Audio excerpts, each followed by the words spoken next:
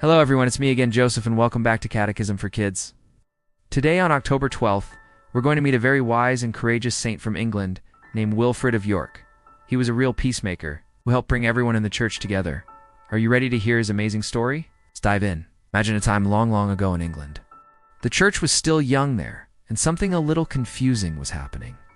Some people were following traditions from the Celtic monks, like those at the famous monastery of Lindisfarne, while others were following the customs from Rome, the city where Saint Peter, the very first pope, lived and died. This meant they were even celebrating Easter, the most important day of the year, on different dates. It was like having two different rule books for the same team.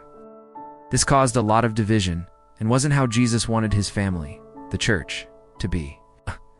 This is where our hero, Wilfrid, comes in. Wilfrid was born into a noble family, but he felt a calling from God at a very young age. When he was just a teenager, he left home to study at the monastery of Lindisfarne. He was a great student, but he was also very curious. He wanted to learn more about the whole church, not just the part he saw in England. So with the help of the good Queen in Flayed, Wilfrid set off on a grand adventure journey all the way to Rome. When Wilfrid arrived in Rome, his eyes were opened. He saw the beautiful churches. He learned about the history that went all the way back to the apostles. He felt a deep connection to the successor of Saint Peter the Pope. He realized that following the Roman customs wasn't just about doing things one way or another. It was about being connected to the universal church, the giant family of God spread across the entire world. He knew this unity was super important. Filled with passion and a new sense of purpose, Wilfrid returned to England. He couldn't wait to share what he had learned. His big moment came in the year 664, at a very important meeting called the Synod of Whitby. The king of that land, King Oswiu, called everyone together to finally decide which tradition to follow, the Celtic way or the Roman way. It was a huge deal. Representing the Celtic side was a holy bishop named Coleman. He explained their traditions, which were very dear to them. Then, it was Wilfrid's turn to speak for the Roman side. He didn't argue or shout. Instead, with gentleness and great wisdom, he explained why unity with Rome was so crucial. He reminded everyone of what Jesus said to Peter in the Gospel, that he was giving Peter the keys to the kingdom of heaven. Wilfrid argued that since the Pope in Rome was Peter's successor, following Rome meant following the path laid out by Jesus himself. His words were so clear and filled with love for the church that he convinced the king. King Oswiu decided that all of England would follow the Roman tradition. It was a pivotal moment. Because of Saint Wilfrid's courage to speak the truth, the church in England was united with the church around the world. Everyone was finally on the same page, celebrating Easter together and praying as one big, happy family. But Wilfrid's story doesn't end there.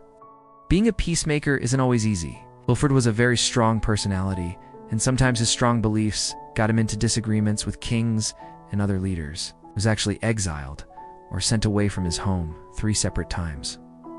But did he give up? No way. Wilfrid used these difficult times to do even more good for God. During one of his exiles, he traveled to a part of England called Sussex. The people there hadn't heard about Jesus yet. So Wilfrid became a missionary, taught them all about God's love, baptized them, and helped them build their very first Christian community. He played a key role in converting the South Saxons to Christianity and founded a monastery at Celtic. He turned a time of personal hardship into a huge victory for the kingdom of God. Wilfrid also used his travels and periods of exile too. Further his missionary and diplomatic work, spreading Christianity among the Frisians in what is now the Netherlands. Saint Wilfrid was also a great builder. Inspired by the magnificent churches he had seen in Rome, he built beautiful churches and monasteries back in England in places called Hexham and Ripon. He wanted to create spaces that would lift people's hearts and minds to God. These weren't just buildings, they were signs of the beauty and strength of the faith. The crypts he designed for these structures were intended to house relics and serve as pilgrimage sites.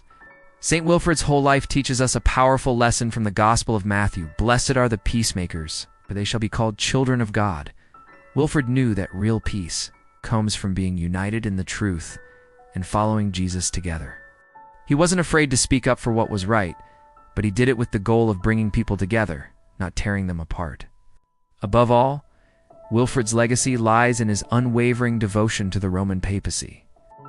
He traveled to Rome multiple times to appeal for redress against his opponents, and his life demonstrated the increasing authority of the Holy See in England.